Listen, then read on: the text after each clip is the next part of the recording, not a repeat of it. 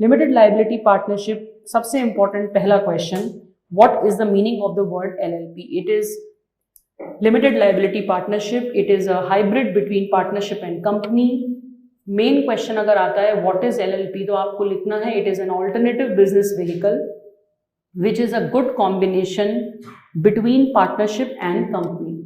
Partnership में क्या क्या दिक्कतें थी जो एलएलपी में ठीक हो गई, ये तुम्हें कॉन्सेप्चुअली क्लियर होना चाहिए। अनलिमिटेड लाइबिलिटी यहाँ लिमिटेड हो गई, वहाँ नंबर ऑफ मेंबर्स 50 थे, यहाँ अनलिमिटेड हो गए।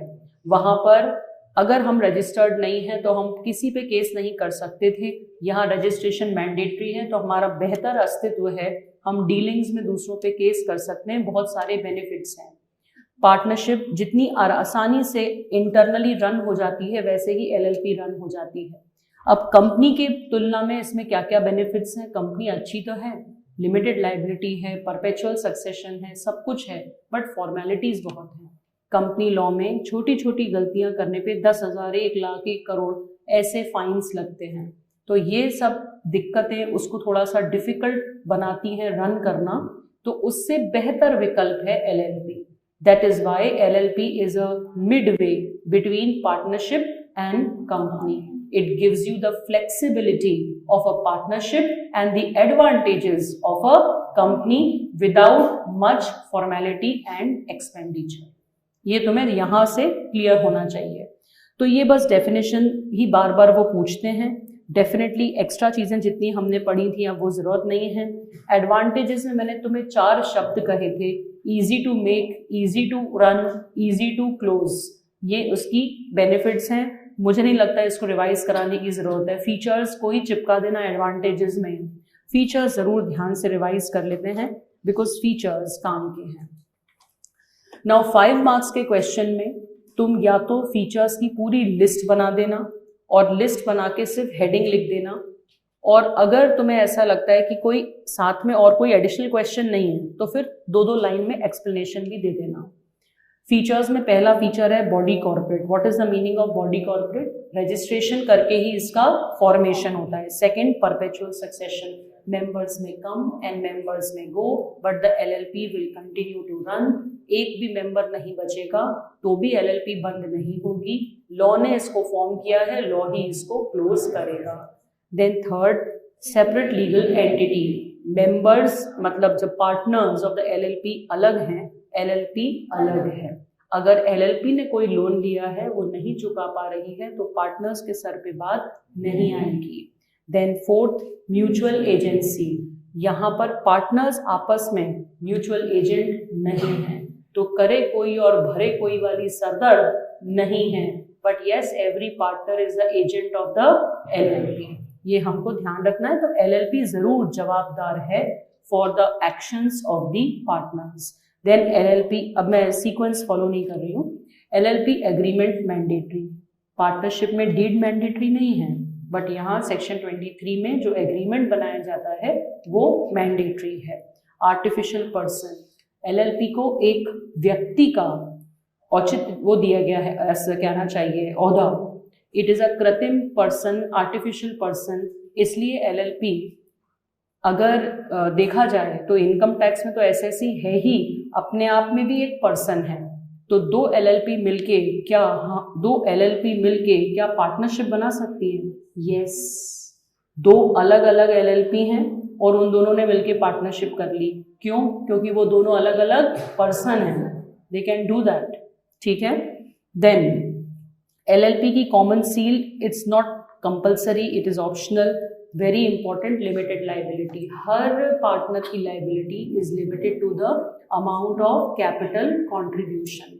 ओके, एलएलपी की लाइबिलिटी अनलिमिटेड होती है बट उसके पार्टनर्स की लाइबिलिटी लिमिटेड होती है। ओके, बस उसके बाद ये बाकी सारे पॉइंट्स इतने काम के नहीं हैं। ये वाला एक पॉइंट जरूर 3-4 अटेम्प्ट पहले उन्होंने एक छोटा सा क्वेश्चन दे दिया था, 3+2 के फॉर्मेट पे पेपर दे दिया था मॉक टेस्ट में।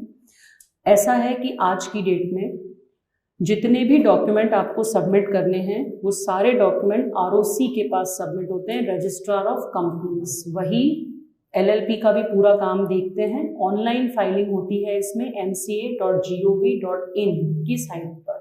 ठीक है। और फॉरेन एलएलपी, जितनी भी एलएलपीज इंडिया के बाहर फॉर्म होती हैं बट यहाँ बिजनेस कर रही हैं तो they are called foreign LLP. ये नीचे का पोर्शन कुछ काम का नहीं है, ऊपर के 7-8 पॉइंट्स लिख देना फीचर्स में, और यही मोस्ट कॉमनली आस्क्ड क्वेश्चन है। अब मैं आती हूँ पार्टनर्स पे। सेक्शन 5 डील करता है एलएलपी के पार्टनर्स। कितने पार्टनर मिनिमम चाहिए? 2। ये पार्टनर कौन हो सकते हैं? इंडिविजुअल भी हो सकता है और कोई आर्टिफिशियल पर्सन भी हो सकता है, बॉडी कॉर्पोरेट। कौन पार्टनर नहीं हो सकता है? ये सभी लोग पार्टनर नहीं हो सकते। माइनर नहीं, अनसाउंड माइंड नहीं, अनडिस्चार्ज्ड इंसॉल्वेंट नहीं। Who is undischarged insolvent? जिसने अभी तक क्लोज नहीं करवाया है अपना सर्टिफिकेट, आज भी वो इंसॉल्वेंट है।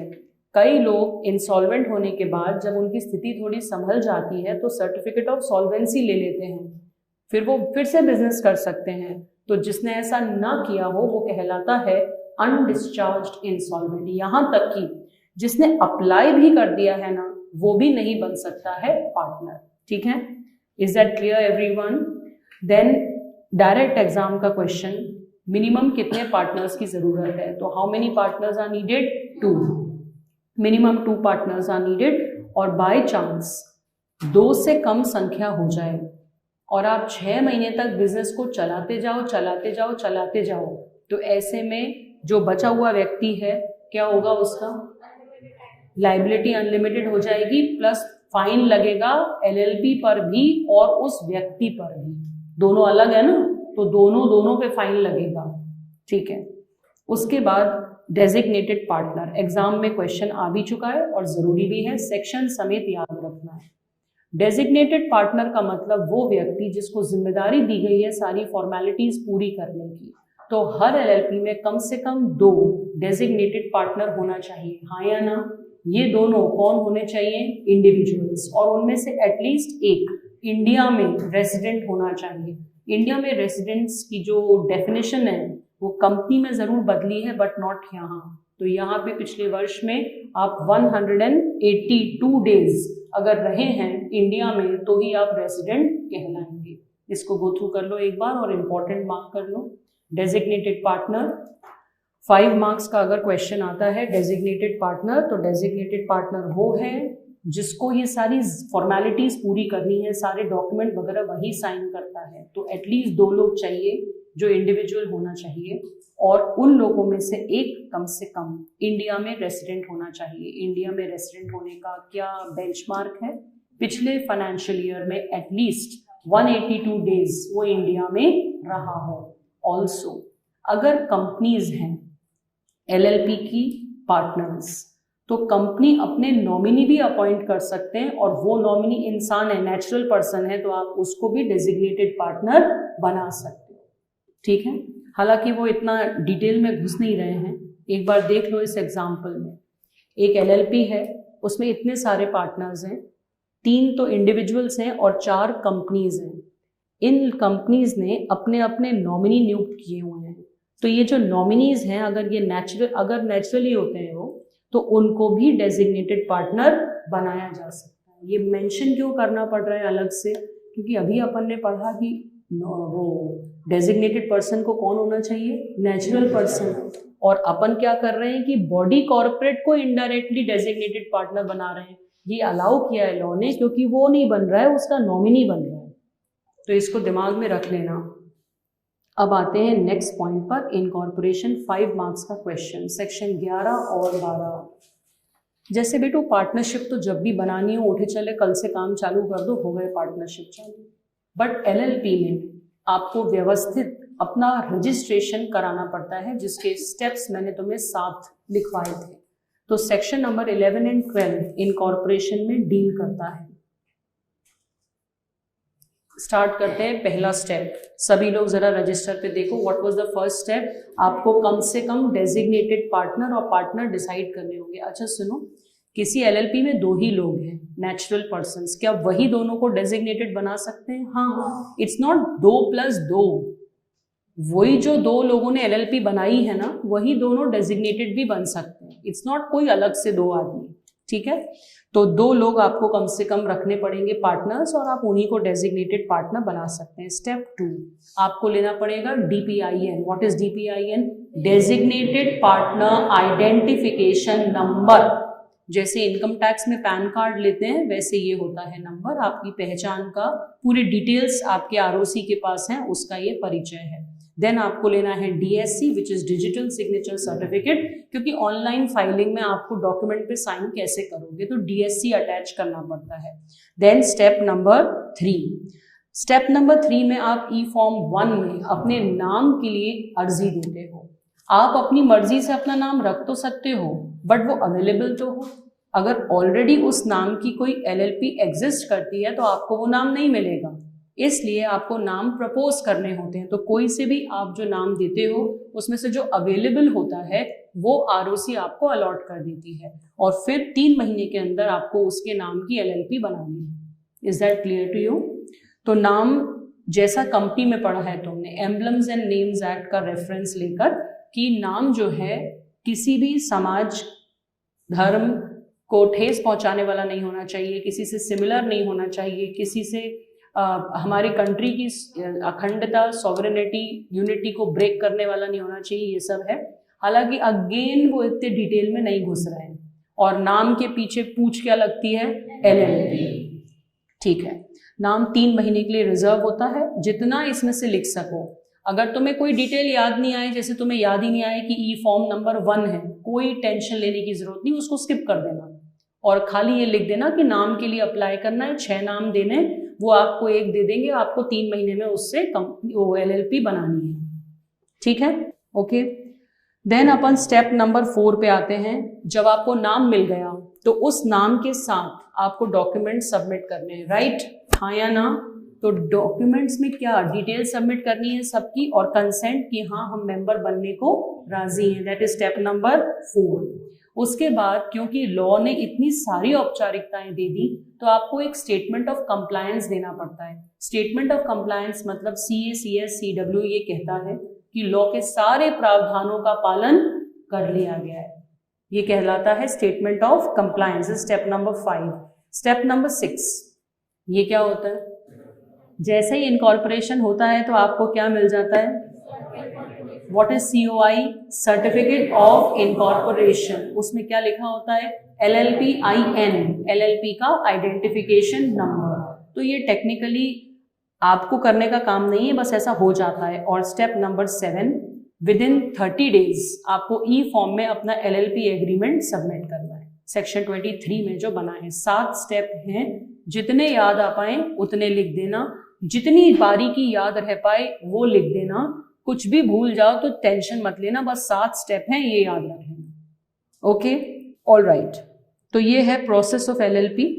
अब उसके बाद जैसे ही हम अपना LLP का फॉर्मेशन होता है तो सेक्शन 13 रजिस्टर्ड ऑफिस की बात करता है, एग्जाम के लिए नॉट इम्पॉर्टेंट। रजिस्टर्ड ऑफिस होना जरूरी है ताकि आपसे जो भी पत्र व्यवहार करना है, आपको जो भी जानकारी या नोटिस भेजना है उस एड्रेस पे भेजा जा सके, not important for the exam. उसके बाद ये LLP का जो सर्टिफिकेट ऑफ इनकॉर्पोरेशन होता है ये कुछ इस तरह का दिखता है, just for your general knowledge, not important for exam. By chance कभी आ जाए कि what is the effect of formation of LLP, तो you would be doing a smart work अगर आप LLP का फॉर्मेशन के आंसर के साथ ये भी लिख दो कि इस तरह का LLP वो मिलेगा, LLP इनकॉर्पोरेशन सर्टिफिकेट, तो एग्जामिनर को थोड़ा सा इंप्रेस हो जाएगा वो, बस और कुछ नहीं। ठीक है, अब ये एग्जाम का क्वेश्चन है, effect of incorporation. Effect of incorporation का मतलब जैसे ही आप एक बॉडी बन गए, रजिस्टर्ड बॉडी, तो उसका असर क्या है? Number 1, you become artificial person. Number 2, you become separate legal entity. Number 3, you have the power to sue and to be sued upon. You get perpetual succession, you have the right to own property in your own name, ऐसे सब चिपका देना, right? ये important है exam के लिए। Section भी याद रहे तो ठीक, नहीं याद रहे तो कोई इशू नहीं है। Then section 15 not needed, 16 not needed, 17 जरूर एक बार एग्जाम में आया हुआ है, चेंज ऑफ नेम। अगर आप नाम चुन लेते हैं और बाद में आपको नाम चेंज करना है तो उसका प्रोसेस दिया गया है सेक्शन में, मगर उससे ज्यादा इंपॉर्टेंट है ये कंपल्सरी नेम चेंज। इसको सुनो ध्यान से। वैसे तो बेटा अभी ये गलती नहीं होती, बट कुछ समय पहले ऐसा होता था कि जैसे भोपाल में किसी ने एलएलपी बनाई और महाराष्ट्र में उसी नाम की किसी ने एलएलपी बना ली और रजिस्ट्रार चेक नहीं कर पाए और उन्होंने दोनों को सर्टिफिकेट दे दिया। तो ऐसी सिचुएशन में जो पहले से बन गया उसको दिक्कत होती है कि मैं तो पहले से बिजनेस कर रहा हूं, अब ये नया मेरे नाम और गुडविल को यूज करेगा, वो कंप्लेंट करता है फिर पुराना वाला, तो उसकी कंप्लेंट पर आरओसी नए वाले को नोटिस देते हैं कि विद इन 3 मंथ्स आप नया नाम रखिए। तो वो आपको ये निर्देश तो दे सकते हैं कि नाम चेंज करिए, पर नाम तो आपको ही डिसाइड करना है ना, तो वो आपको सिर्फ इंस्ट्रक्शन देते हैं कि चेंज द नेम।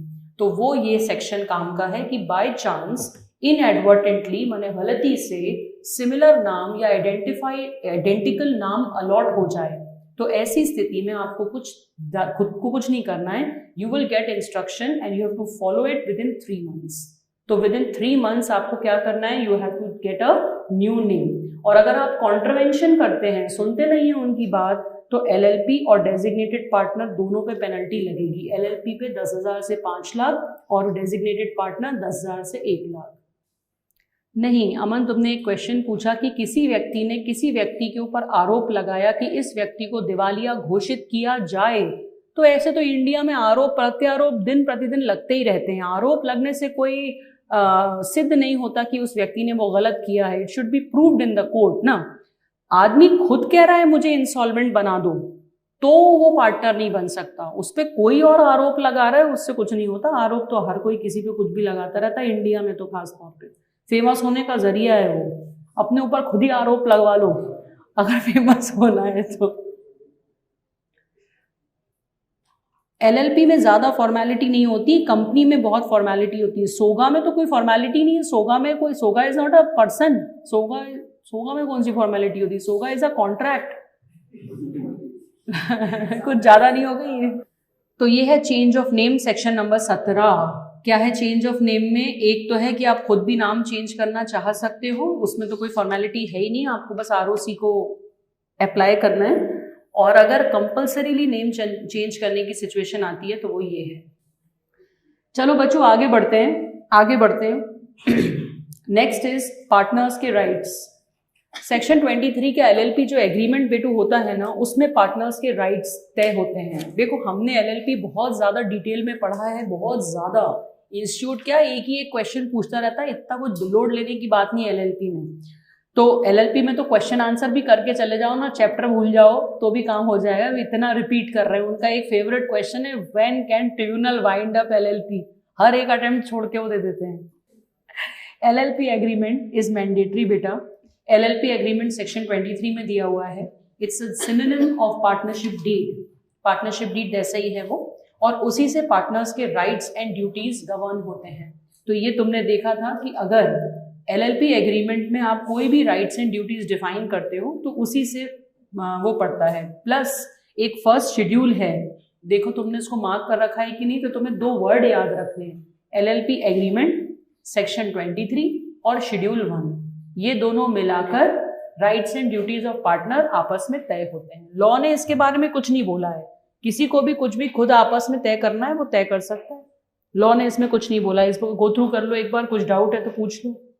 इतने शांत बैठे हो तुम लोग, आज कुछ ज्यादा सदमे में हो।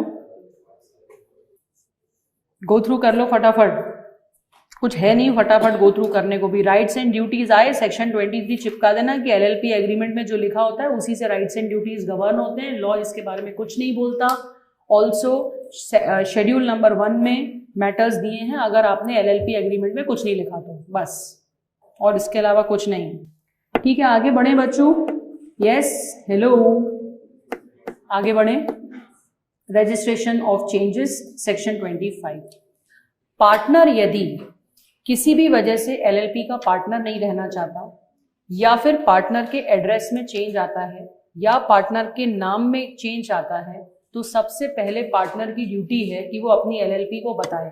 जैसे ही चेंज हो उसके 15 दिन में जब वो एलएलपी को बताएगा, तो एलएलपी की क्या ड्यूटी है, किसको बताए, आरओसी को। कितने दिन में, 30 दिन में। और अगर आरओसी को ना बताए एलएलपी, तो पार्टनर खुद भी बता सकता है। तो जब पार्टनर खुद बताता है तो आरओसी पहले एलएलपी से कंफर्म करती है कि क्या यह बात सत्य है, क्या इसी प्रकार से पार्टनर का नाम या एड्रेस चेंज हुआ है। अगर वो फिर भी रिप्लाई नहीं करते, 15 दिन वो लोग वेट करते हैं, अगर वो फिर भी रिप्लाई नहीं करते तो वो पार्टनर की बात को सही मानते हुए नोट कर लेते हैं। तो गिनती के स्टेप मैंने बोले 15, 30, 15, 3 वर्ड नंबर याद रखना है। पार्टनर को कितने दिन में बताना है? 15 दिन में। आरओसी को, फर्म आरओसी को कितने में बताएगी? 30 दिन में।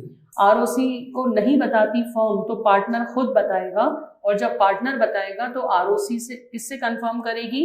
एलएलपी। एलएलपी 15 दिन में जवाब नहीं देगी तो फिर वो उसको चेंज को नोट करेगी। ठीक है, सेक्शन 25 याद रहे तो ठीक, सेक्शन नंबर नहीं याद रहे तो कोई बात नहीं। उसके बाद section 26 very important. Section 26 very important, exam के एंगल से क्वाइट इंपॉर्टेंट। सेक्शन 26, क्या डाउट है सेक्शन 24 में?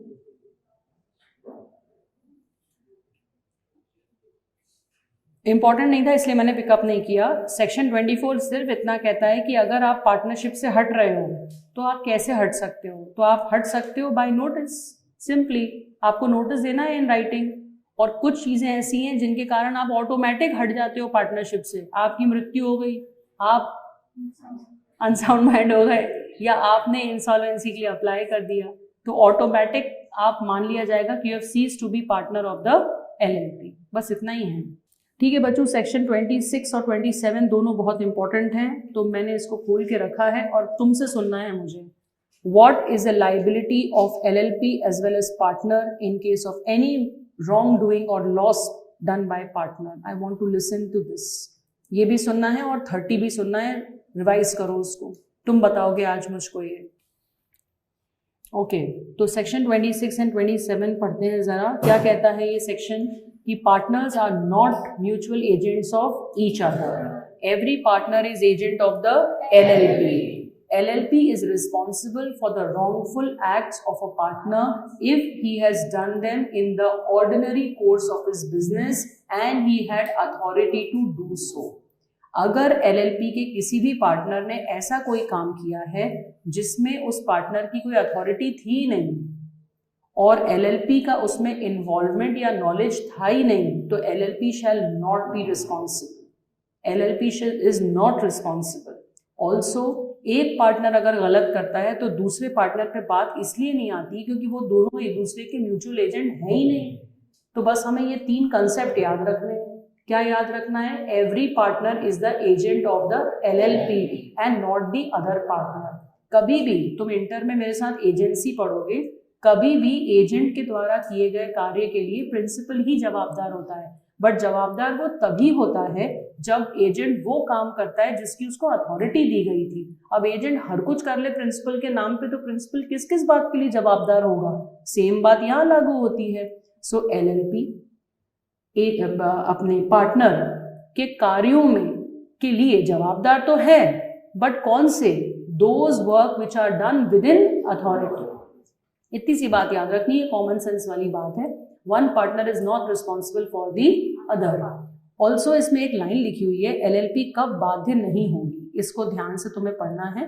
LLP तब बाध्य नहीं होगी जब पार्टनर के पास कोई अथॉरिटी नहीं थी, एक बात, और जो थर्ड पार्टी थी ना उसको पता था कि इस व्यक्ति के पास कोई अथॉरिटी नहीं है, फिर भी थर्ड पार्टी ने पार्टनर के साथ डीलिंग कर ली, तो इसमें LLP क्या करेगी?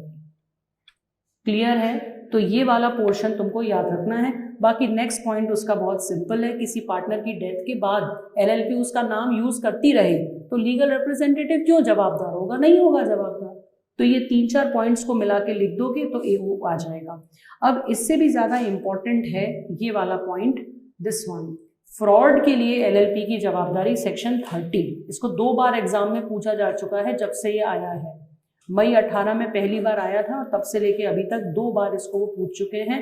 फ्रॉड के केस में एक लाइन है उसको वो लंबा चौड़ा खींच रहे हैं कि फ्रॉड के लिए LLP का जो पार्टनर है उसकी लायबिलिटी अनलिमिटेड होगी। सिमिलरली LLP की भी लायबिलिटी अनलिमिटेड होगी, बशर्ते LLP को पता था कि ये पार्टनर ये फ्रॉड कर रहा है। अगर LLP के नॉलेज के बिना फ्रॉड होता है तो LLP क्यों जवाबदार होगी? इतनी सी बात याद रखना है कि फ्रॉड के लिए पार्टनर की लाइबिलिटी अनलिमिटेड है। फ्रॉड का मतलब होता है मैलाफाइड इंटेंशन से किसी क्रेडिटर को या थर्ड पार्टी को चीट करना। एलएलपी जवाबदार होगी बशर्ते एलएलपी को पता था और पार्टनर ने अथॉरिटी के अंदर काम किया है। अगर पार्टनर ने अथॉरिटी ब्रेक करी है और एलएलपी को पता ही नहीं था तो एलएलपी क्यों जवाबदार होगी? अगर ये बात तुम्हें क्लियर है तो अपने शब्दों में लिख देना। क्या कहा मैंने?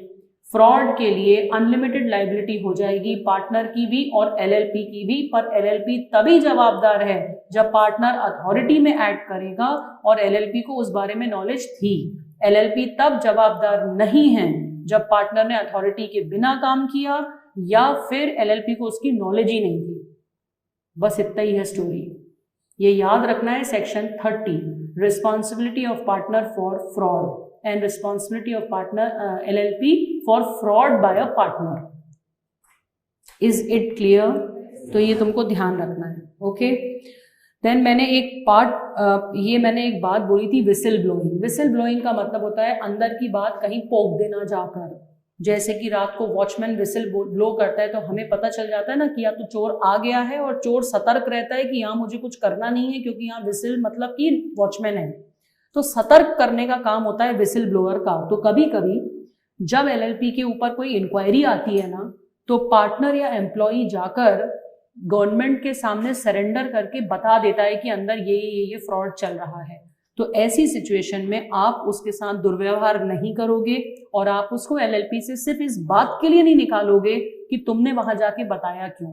ऑटोमेटिकली सभी लोग ऐसा करते हैं, पर लॉ ने रोक लगा दी कि लॉ ने प्रोटेक्शन दे दिया उस आदमी को कि अगर कोई पार्टनर या कोई एम्प्लॉई किसी इन्वेस्टिगेशन में एलएलपी के अंदर हो रही गड़बड़ को जाके गवर्नमेंट अथॉरिटी को बताता है तो इस बात के कारण उसको एलएलपी से बेदखल नहीं किया जाएगा। इतना सा पॉइंट है। कंसेप्ट पर चलोगे तो कोई दिक्कत नहीं है। दोबारा लेक्चर सुन लेना। अगर कुछ लोगों को लग रहा है कि ये तो मेरे सर के ऊपर ही चला गया, मेरे को तो याद ही नहीं आ रहा ये कब पढ़ा था, तो लेक्चर दोबारा सुन लेना। विसिल ब्लोइंग, ठीक है। विसिल ब्लोइंग करने वाले व्यक्ति को ट्रिब्यूनल जो उस पर पेनल्टी लगती वो कम भी कर सकता है और हटा भी सकता है, क्योंकि उसने कहना चाहिए लॉ का साथ दिया इसलिए। तो that is section 31। Section number नहीं याद रहे कोई बात नहीं। सेक्शन 34, 35 मुझे पर्सनली लगता है वेरी इंपॉर्टेंट। 2 अटेम्प्ट से मॉक टेस्ट में वो आ रहा है पर फिर वो मेन पेपर में नहीं आ रहा है, सो इसलिए उसको ध्यान से करना है। फाइनेंशियल डिस्क्लोजर 4 हैं, 1, 2, 3, 4। कॉन्सेंट्रेशन से उसको रिवाइज कीजिए, फिर मैं उसको बोलूँ। फाइनेंशियल डिस्क्लोजर में हो सकता है वो एक पूछे, सारे एक साथ ना पूछे। तो सेक्शन 34 बात करता है कि बुक्स ऑफ अकाउंट्स कैसे होंगी। नंबर 1, वो कैश और अक्रूवल दोनों अलाउ करते हैं, बट सिंगल एंट्री और डबल एंट्री में से क्या अलाउ किया है? Double entry. क्या बुक्स कहाँ मेंटेन होंगी? Registered office. और क्या ऑडिट कंपलसरी है? यस। पार्टनरशिप में ऑडिट कंपलसरी नहीं है, पर यहाँ पर है। तो बुक्स भी आपको प्रॉपरली मेंटेन करनी है। उसके बाद एलएलपी का रिटर्न, जैसे ही आपका फाइनेंशियल ईयर खत्म हो उसके 2 महीने दैट इज 60 डेज के अंदर आपको आरओसी को सबमिट करना है एलएलपी का रिटर्न। रिटर्न का मतलब होता है जानकारी, सारी जानकारी कि हमारे कितने पार्टनर हैं, हमारा ऑफिस कहाँ है, हमने कुछ शिफ्टिंग की क्या, हमारे मेजर कॉन्ट्रैक्ट्स क्या हुए, ये सब आपको सबमिट करना है और कंपलसरी है। उसके बाद आपको ऑडिट तो कंपलसरी है ही, बट अगर बहुत छोटी मोटी एलएलपी है तो सेंट्रल गवर्नमेंट उससे उनको बरी कर सकती है। And then this is important, statement of solvency. Solvency का मतलब है हम आज भी अपने उधार चुकाने में सक्षम हैं। तो हर एलएलपी को अपना फाइनेंशियल ईयर खत्म होने के 6 मंथ्स के अंदर ये घोषणा पत्र देना है कि हम अपने उधार चुकाने में सक्षम हैं, और ये उनको हर साल करना है। तो ये 4 फाइनेंशियल डिस्क्लोजर्स तुम्हें याद रखना है। ऑल राइट, तो ये फाइनेंशियल डिस्क्लोजर जितने मैंने शॉर्ट में बोले बस वो कर लेना, उसकी थ्योरी में घुसने की जरूरत नहीं है। Now conversion of LLP section 55। कुछ भी नहीं है बेटू इसमें भी। कन्वर्जन शब्द का मतलब है कि एलएलपी बनाने के बाद आपको ऐसा लगा कि आपने अगर एक पार्टनरशिप बना रखी है जिसमें आपको अब लग रहा है कि बहुत नुकसान हो रहा है, अनलिमिटेड लायबिलिटी है, या आपने कंपनी बना रखी है और आपको लग रहा है इतनी फॉर्मेलिटी है और उतनी हमें जरूरत नहीं है, तो ये सब लोग अपने आप को एलएलपी में कन्वर्ट करना चाह सकते हैं।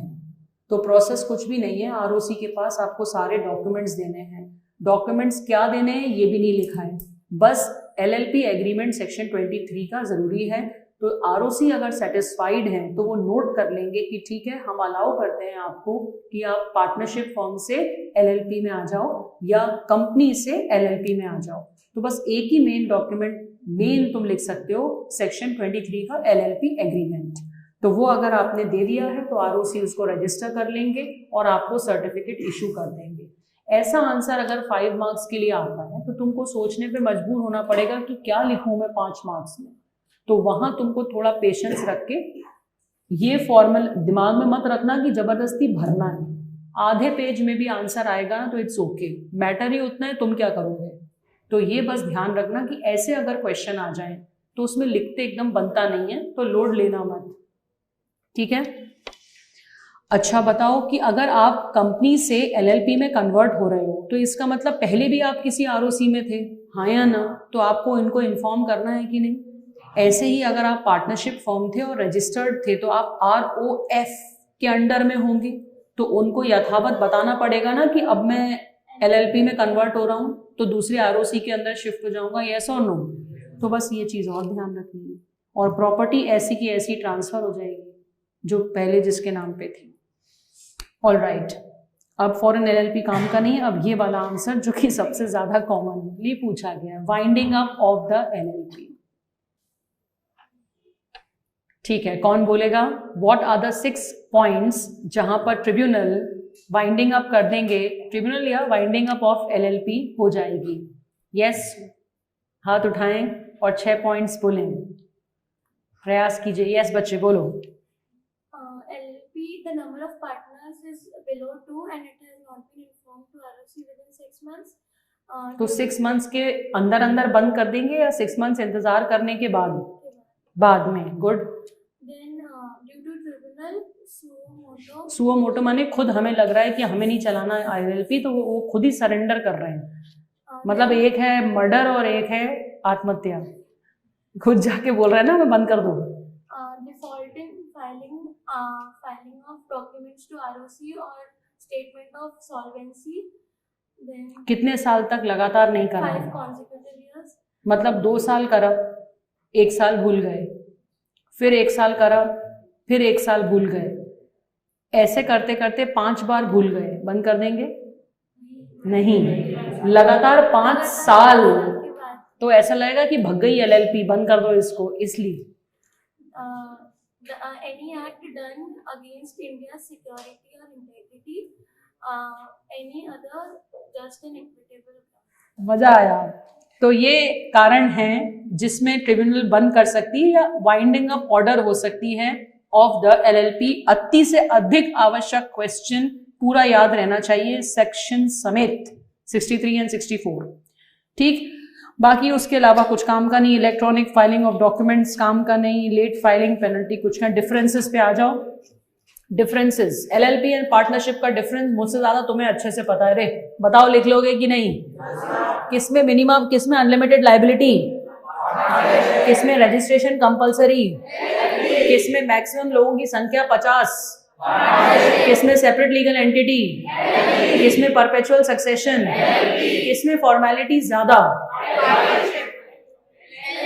LLP। पार्टनरशिप में तो कोई फॉर्मेलिटी नहीं है, तुम और मैं पार्टनर है, चलो फुल्की बेचे। तो LLP पार्टनरशिप में तो कुछ है ही नहीं। किसमें अनलिमिटेड लायबिलिटी, किसमें पार्टनर्स के बीच में म्यूचुअल एजेंसी, किसमें agency is between the entity and the partner, good. किसमें registration compulsory, registrar of firms किसकी बॉडी है, और LLP किसके पास जाती है? ठीक है। LLP एंड कंपनी के डिफरेंसेस लिख के आना भाई, बढ़िया मस्त जबरदस्त। LLP एंड कंपनी देख लो एक बार फटाफट, कुछ सोचने की जरूरत नहीं है कि ये पहले ये बाद में, जो समझ में आया लिखते चले जाना। किसमें सेपरेट लीगल एंटिटी, जवाब दो रो। किसमें परपेचुअल सक्सेशन, किसमें रजिस्ट्रेशन कंपलसरी, किसकी न्यूनतम संख्या 7, पब्लिक कंपनी, पब्लिक कंपनी। किसमें maximum limit is 200, private company. LLP में देयर इज नो मैक्सिमम। किसमें ऑडिट इज कंपलसरी, किसमें MOA बनता है, किसमें LLP एग्रीमेंट बनता है, किसमें फॉर्मेलिटीज लेसर हैं, किसमें फ्लेक्सिबिलिटी ज्यादा है? बस ठीक है, इतना लिखना कि वो तो तुम लिख ही लोगे, सफिक्स की ये LLP लगता है, पार्टनरशिप लगता है, ये वो लगता है, खत्म स्टोरी। इसी तरह के इन्फॉर्मेटिव वीडियोस देखने के लिए हमारे चैनल को सब्सक्राइब करें और लेटेस्ट वीडियोस को सबसे पहले देखने के लिए बेल आइकॉन को हिट करें। साथ ही लाइक और शेयर करना ना भूलें। APT educating India.